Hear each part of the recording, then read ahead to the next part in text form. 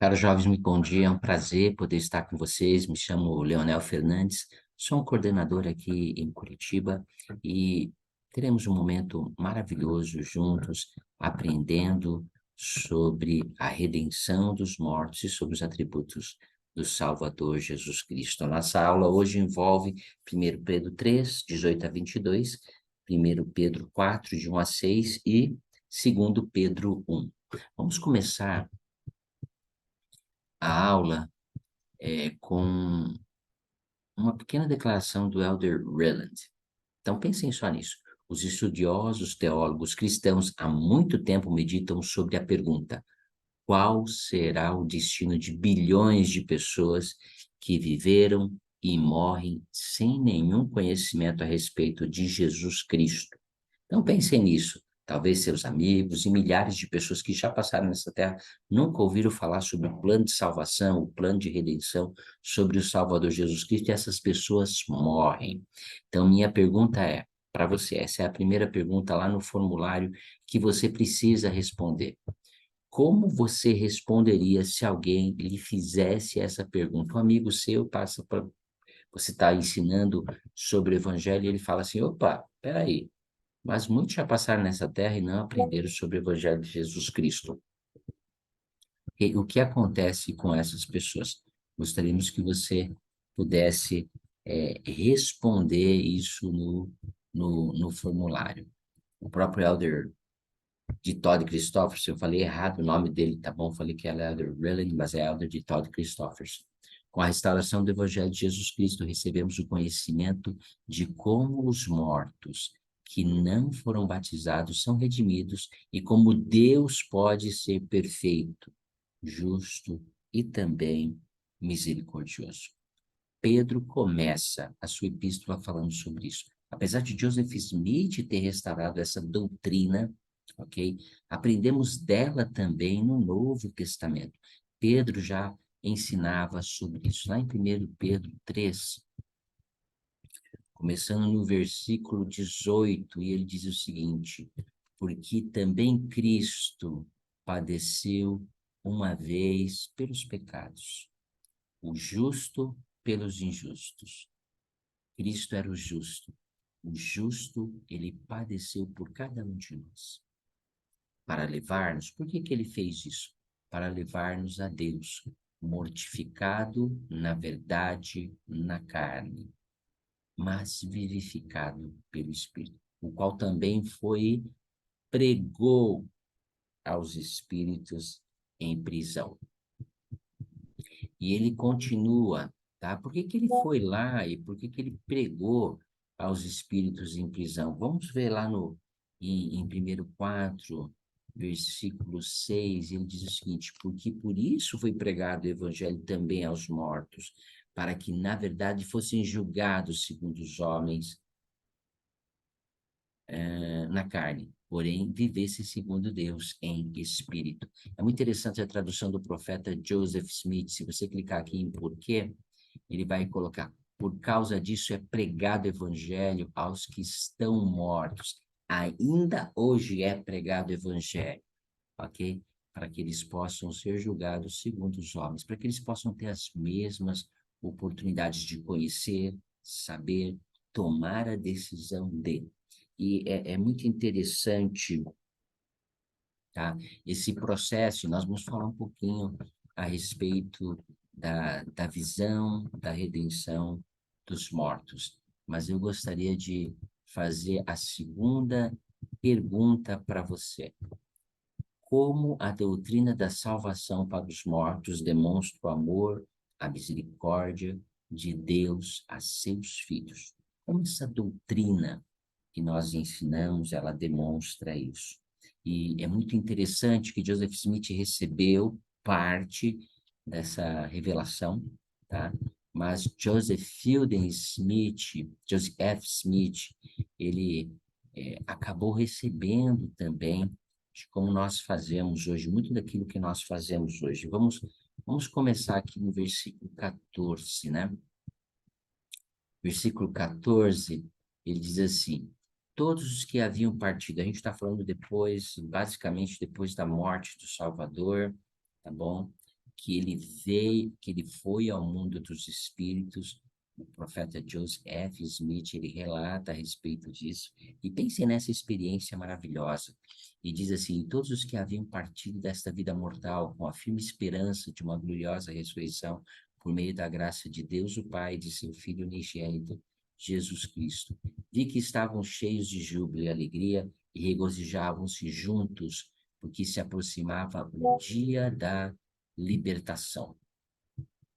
Estavam reunidos aguardando a chegada do Filho de Deus ao mundo dos espíritos, para declarar a sua redenção às ligaduras da morte. Seu pó adormecido seria restaurado em sua perfeita forma, cada osso a seu osso, e os tendões e a carne sobre eles, e o espírito e o corpo reunidos para nunca mais se separarem, a fim de receberem a plenitude da alegria. Enquanto essa vasta multidão esperava, regozijando-se pela hora de sua libertação das cadeias da morte, o Filho de Deus apareceu, anunciando a liberdade aos cativos que tinham sido fiéis. Não pensem só nesses nossos irmãos, nossos parentes e todos aqueles que nunca tinham falado sobre Cristo, mas eles guardavam ansiosos por esse momento, né? Cristo, depois de sua morte, ele foi ao mundo dos espíritos, né? E ele pregou o evangelho, estabeleceu o evangelho. Eles estavam lá ansiosos esperando, assim como muitos deles esperam ansiosamente hoje para que nós possamos fazer as ordenanças de salvação. Tá? Vamos continuar antes de entrar nisso sobre a nossa responsabilidade. No versículo 29 em diante, ele diz assim: enquanto eu refletia, meus olhos foram abertos e meu entendimento vivificado. A gente está falando aqui de Joseph F. Smith.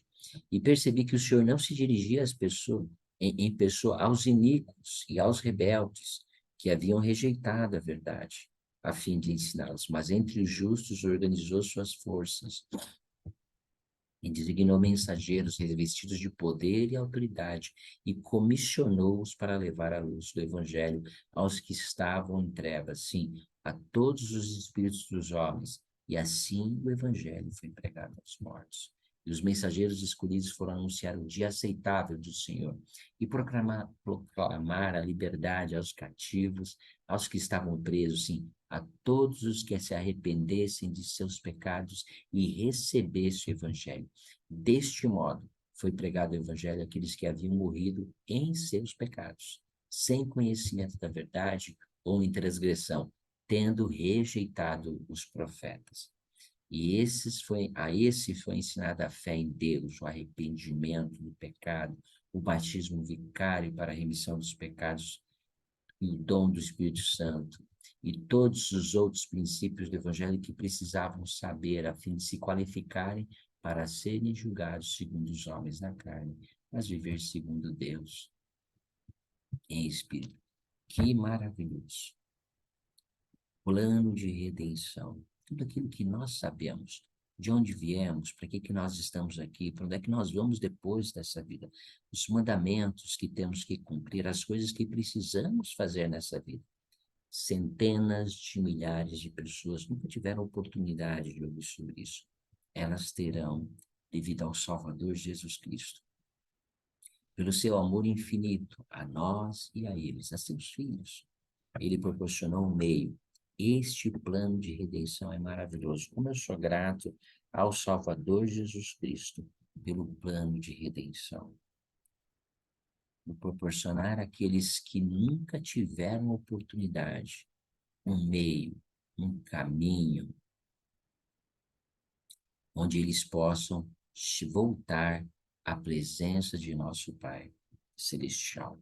E qual que é a nossa responsabilidade?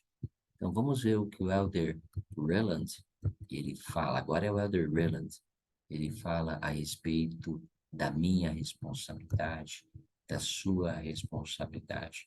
Olha o que ele diz. Sendo membros da igreja, temos a responsabilidade divinamente atribuída de buscar nossos antepassados e compilar as histórias de nossa família. É mais do que um passatempo que promovemos, pois as ordenanças de salvação são necessárias a todos os filhos de Deus. Devemos identificar quem são nossos antepassados que faleceram sem receber as ordenanças de salvação. Podemos realizar nos templos as ordenanças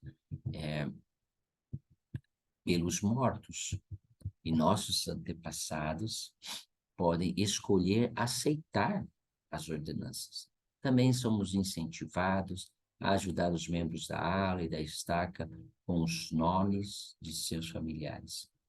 É realmente emocionante saber que por meio do trabalho do templo e da história da família, podemos ajudar cada um de nós a redimir os mortos.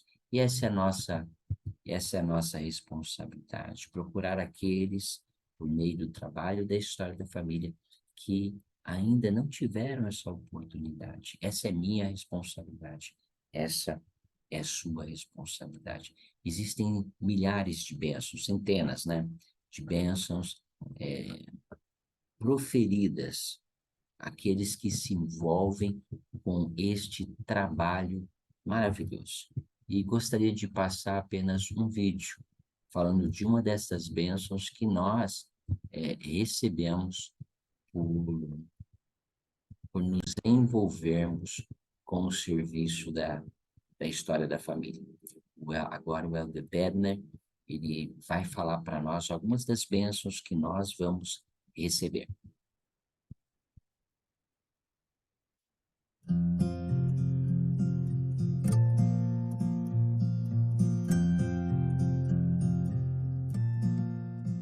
Cada um de nós é beneficiado por aqueles que viveram antes de nós.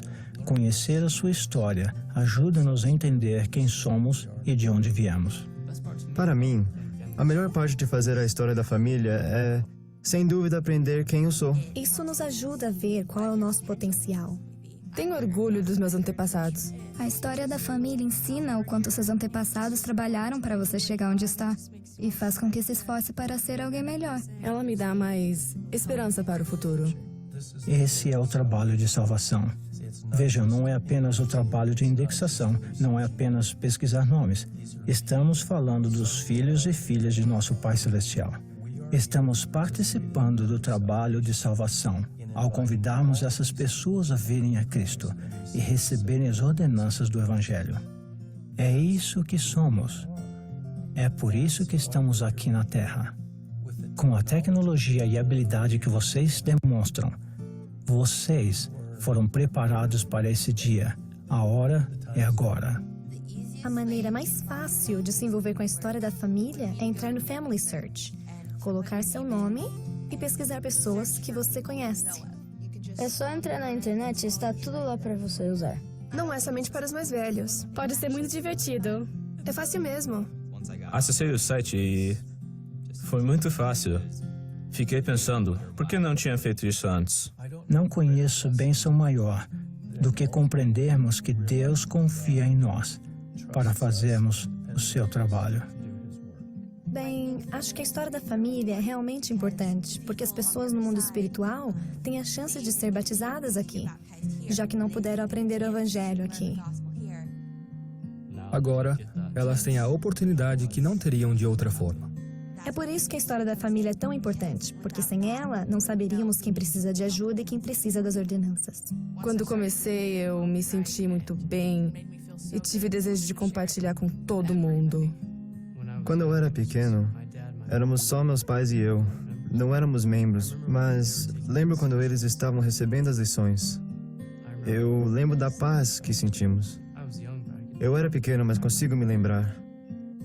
E agora que sou mais velho e entendo o que senti, vejo que é a maior dádiva que alguém pode ter, viver com sua família para sempre. Vou trabalhar para os meus antepassados assim como esse trabalho para mim. Em outras palavras, o espírito de Elias é o Espírito Santo. O espírito de Elias irá influenciar todos os que se envolverem nesse trabalho. E isso, para um jovem que se encontra no meio da maldade do mundo em que vivemos hoje, é uma das maiores proteções contra as tentações do adversário. O espírito de Elias, além de abençoá-los, irá também protegê-los. A hora é agora. Pense nisso, né? Walter Bednar prometeu que essa é a maior proteção contra a crescente iniquidade. Não existe uma bênção maior. O Espírito de Elias, ou a parte do Espírito Santo que cuida disso, né? Que é o Espírito Santo também. Ele vai nos proteger dos males crescentes que tem no mundo. Pensem apenas nessa bênção maravilhosa, que é sermos protegidos, que é sermos preservados dessa maré que varre o mundo inteiro, porque nós estamos envolvidos com a salvação daqueles que não tiveram oportunidade de ouvir o Evangelho enquanto passaram aqui nessa experiência mortal. Convido cada um de nós a dedicar mais tempo a isso. Se você não dedica, procure seu consultor da história da família na ala. Pode ser um jovem, pode ser alguém com mais idade, mas que pode ajudá-lo e abençoá-lo ao procurar aqueles que já passaram dessa vida e não tiveram a oportunidade. Eu sei que Deus vai nos abençoar. Eu sei que Ele vai nos conduzir e esse trabalho será maravilhoso ao nós procurarmos e ao nós abençoarmos esse irmão. Sentiremos mais do Espírito, o Espírito testificando e nos ajudando a compreender melhor sobre esse trabalho maravilhoso. Vamos à segunda parte da aula agora. Então, a segunda parte da aula fala sobre cada um de nós precisa desenvolver os atributos do Salvador Jesus Cristo. E vamos começar com uma declaração, tá bom? E o Elder Scott Wade, tá? E ele diz o seguinte: certa vez ele estava no Japão e ele queria subir este monte aqui. É uma grande tarefa, não é fácil, ok? Sair aqui, subir todo ele, pode demorar horas e horas, né? E ele diz o seguinte: há alguns anos, minha esposa e eu estávamos no início da trilha da montanha mais alta do Japão, o Monte Fuji. Ao iniciarmos nossa subida, olhamos para o cume que estava tão distante e nos perguntamos se conseguiríamos chegar lá. À medida que subíamos, a fadiga, os músculos doloridos, os efeitos da altitude se intensificavam mentalmente. Tornou-se importante nos concentrarmos apenas no próximo passo. Nós dizíamos: talvez eu não consiga chegar no topo, mas consigo dar um passo agora. Com o tempo, a tarefa assustadora se tornou alcançável passo a passo. Okay? Então, pensem só. Com certeza, subir o Monte Fuji, eu não sei quantos metros são de altura, não pesquisei, né? Podia ter pesquisado. Mas, pela gravura, nós sabemos. Eu gosto de montanismo e, com certeza, que é um bom dia de viagem, tem que acampar lá, não dá para descer, ok? São horas e horas. Com certeza, a ideia de se concentrar em cada passo é a coisa mais importante. Pensem só em nós nos tornarmos como o Salvador Jesus Cristo, buscando adquirir os dons e atributos. Que tarefa gigantesca, mas ao se concentrar passo a passo, cada um de nós pode, assim como o Elder Scott ensinou, podemos chegar ao topo da montanha um dia. Ok? Então, minha terceira pergunta está agora no vídeo. O que você acha que significa tornar-se participante da natureza divina? Vamos lá em 2 Pedro. Ok? Estamos colocando aqui 2 Pedro, o capítulo 1 de 2 Pedro, a partir do versículo 2, e ele diz o seguinte: graça e paz vos sejam multiplicadas pelo conhecimento de Deus e de Jesus, nosso Senhor. Como o seu divino poder nos deu tudo o que diz respeito à vida e piedade, pelo conhecimento daquele que nos chamou por sua glória e virtude, pelas quais ele nos deu tantas, tem nos dado grandiosíssimas e preciosas promessas, para que por elas vos tornei participantes das naturezas divinas, havendo escapado da corrupção pela concupiscência do mundo. E vós também, pondo nisso vossa toda a diligência, acrescentai a fé, a virtude ao conhecimento, o conhecimento, a temperança, e a temperança, a paciência, a piedade, o amor fraternal, e o amor fraternal, a caridade. Porque se em vós houver abundância dessas coisas, não vos deixareis ociosos nem estéreis no conhecimento de nosso Senhor Jesus Cristo. E ele nos ensina que uma coisa vai nos ajudar a ter outra. Okay? A fé vai chamar a virtude vai nos ajudar com o conhecimento. Quando buscamos desenvolver mais os dons e atributos de Jesus Cristo, nós nos tornamos mais semelhantes a Ele. E a pergunta é, o que você tem feito para desenvolver os atributos do Salvador Jesus Cristo? Vamos passar um pequeno vídeo. Acredito que isso pode nos ajudar a entender mais como Cristo é o portador de todos esses dons. Cristo porta todos os dons que contém nas Escrituras, ok? Ele é o dono deles. Nós podemos, por meio da ajuda do Salvador, também desenvolver esses dons. Vamos ver esse pequeno vídeo aqui.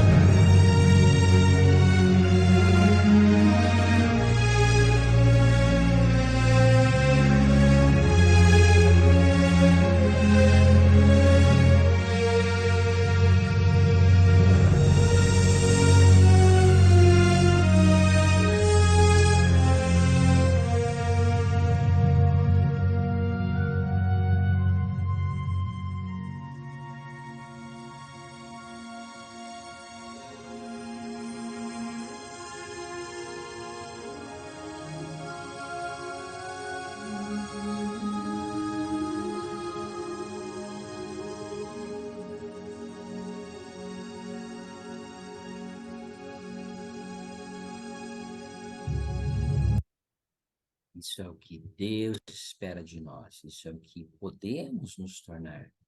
Né? Vinde a Cristo, sede aperfeiçoados nele, negai-vos a toda iniquidade. Todos nós somos aconselhados e incentivados a nos tornarmos mais semelhantes a Cristo. Não existe outra maneira de se tornar mais semelhantes ao Salvador Jesus Cristo, a não ser que nós busquemos desenvolver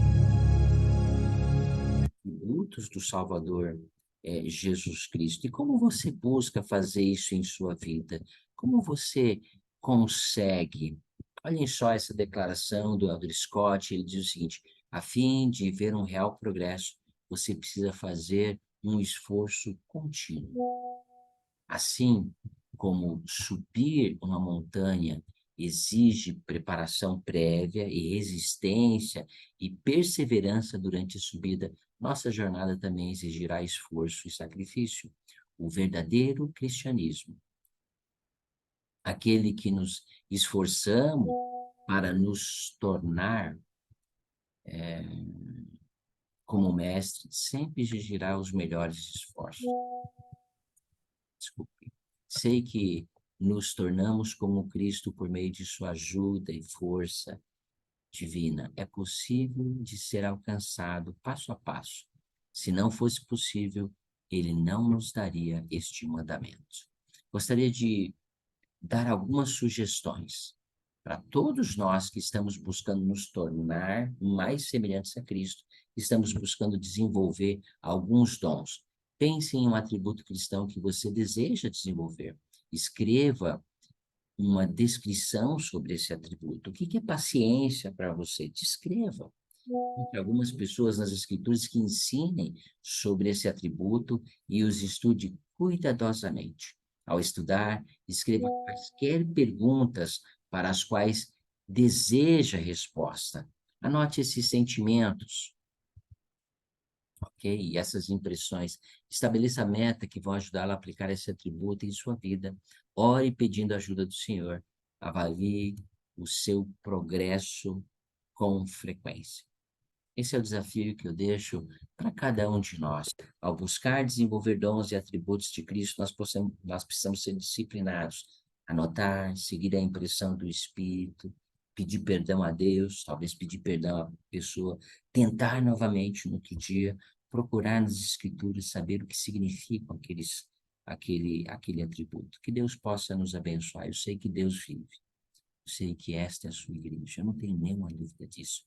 Deus ama a juventude. Deus ama você. Você que está ouvindo essa aula, Ele te ama. Ele sabe dos seus desafios, sabe das suas circunstâncias, mas Ele quer nos ajudar.